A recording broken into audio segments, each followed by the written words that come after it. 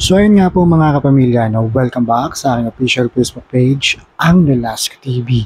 So ayun nga po mga kapamilya, no, meron po tayong nabasa na isang post na di umano na magbabalik na nga daw po itong tape ink ng so ayun nga po na sa pagbabalik nga daw po ng tape ay nabasa ko din doon na ito daw pong It's Showtime ang kanilang papalitan.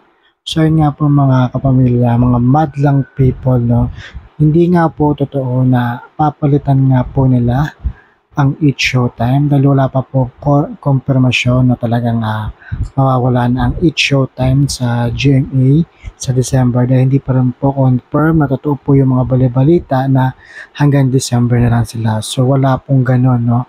Fake news po ito. Yan yung kumakalat na po yan. Fake news po yan. Wala pong katotohanan na papalitan ng tape ang It's Showtime na kung saan umiere ang It's Showtime sa GMA at JTV, A to Z, Kapamilya Online Live at Kapamilya Channel sa cable.